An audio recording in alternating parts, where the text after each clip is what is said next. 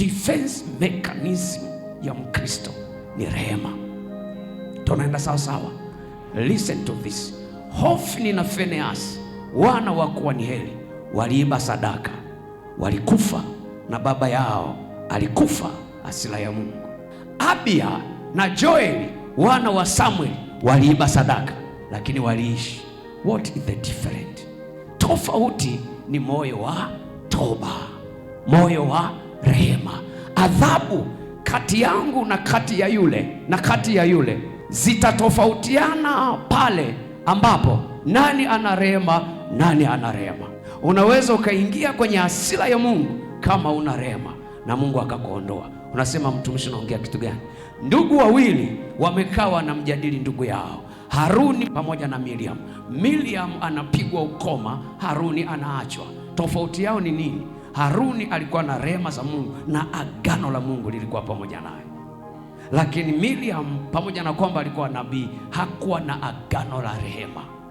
Mungu alikuwa ananisemesha mimi, akanambia nataka niingie nifanye agano na wewe, agano la rehema. Sikuelewa agano la rehema. Amen. Agano la rehema. Kuna vitu tumefanya Mungu ameshindwa kuvitekeleza kwa wakati, kwa sababu tumepoteza moyo wa toba. Toba si tu kulia na kutoka machozi peke yake. Hapana, toba ni kitu cha ndani sana, kitu cha ndani sana. Rehema za Mungu ni daraja la kwanza la upendo. The first rank of God's love is mercy.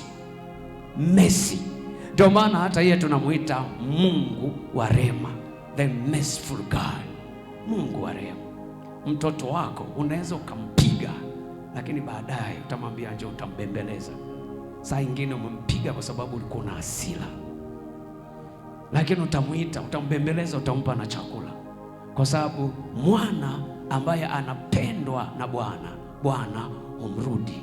Kuna saa unaweza ukapitia adhabu ya Mungu mwanao, alafu baadaye Mungu mwenyewe anasema hii kitu haijakaa sawa sawa.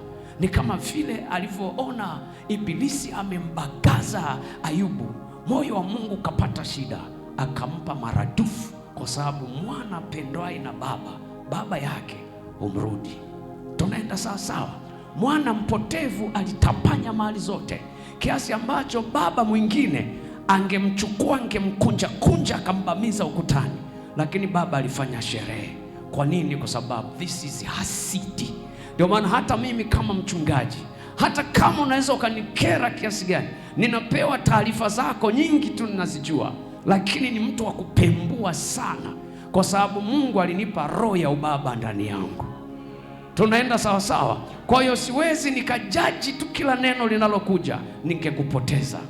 Mwana anayependwa na baba yake, baba humrudi. This is a first rank of love.